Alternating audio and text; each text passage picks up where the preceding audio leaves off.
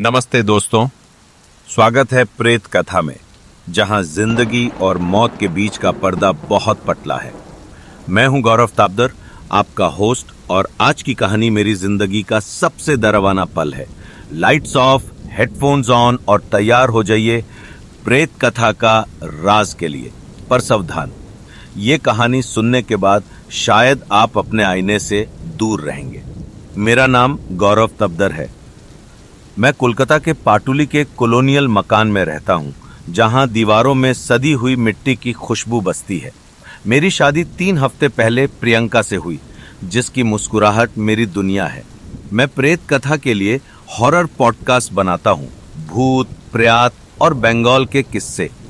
पर शायद मैंने कुछ ऐसा कहा जो नहीं कहना चाहिए था।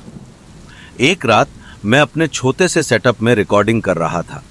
बारिश की आवाज बाहर गूंज रही थी। रात के 2 बजे मैं एक लिसनर की कहानी सुना रहा था, एक छाया जो अपने शिकार के हर कदम की नकल करती है। तब मुझे एक खरशने की आवाज सुनाई दी, जैसे कोई खिड़की पर नखून रगड़ रहा हो। प्रियंका, मैंने पुकारा, सोचकर कि शायद वो जागी। कोई जवाब नहीं, बस एक धीमी गुंजन, एक औरत का मंत्रा दीवारों के अंदर से। मैंने रिकॉर्डिंग बंद की और खिड़की देखी।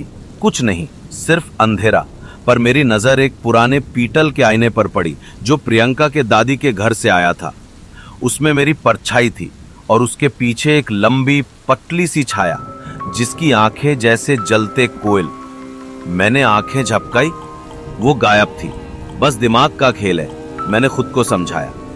पर जब मैं बेडरूम में गया, प्रियंका बिस्तर पर नहीं थी। उसका फोन पिलो पर था। स्क्रीन पे एक अधूरा मैसेज, आईने में मत देखना।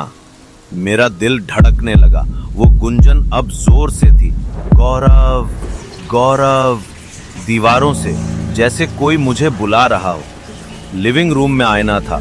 हवा ठंडी हो गई, जैसे तूफान अंदर आ रहा हो। आईने का शीशा लहराया और उसमें एक औरत, तट्टी सफेद साड़ी, बाल चेहरे पर, हाथ शीशे के अंदर से दबा रहे थे। तुमने हमारी कहानियां सुनाई, तुमने हमें बुलाया। मुझे याद आया, एक लिसनर ने ईमेल किया था, कहा था प्रेत अपनी कहानियां पसंद नहीं करते। क्या मैंने किसी रूह को जगाया था? प्रियंका कहाँ है? मैंने चिल्लाया। वो हंसी, एक ठंडी भयानक हंसी। वो हमारे साथ है, तुमने उससे हमें दिया। मैंने शेल्फ से माँ दुर्गा की मूर्ति उठाई और आईने की तरफ किया। जय माँ दुर्गा, मैंने मंत्रा पढ़ा और रुचि की शीशा चटक गया और घर सन्नाटा छा गया। बिजली वापस जाली। बेडरूम में प्रियंका थी, बिस्तर पर दीवार को घूरती हुई। गौरव, मुझे बुरा सपना आया, कोई हमें देख रहा था। मैंने उसे गले लगाया, पर कुछ नहीं बताया। अगली सुबह मैं आईना मंदिर ले गया। पंडित जी ने पूजा की। मैंने प्रेत कथा बंद कर दिया 2 वीक्स के लिए।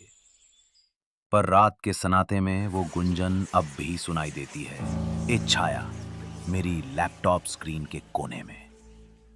तो दोस्तों, ये थी मेरी कहानी। क्या आपके साथ ऐसा कुछ हुआ है? कमेंट में बताएं और अपनी खौफनाक कहानियां ईमेल कीजिए। पर याद रखिएगा, कभी कभी कहानियां सिर्फ कहानियां नहीं होती। सब्सक्राइब करें और अपने आईने से दूर रहिए। मिलते हैं अगले एपिसोड में प्रेत कथा के साथ। तब तक अंधेरे से बचें।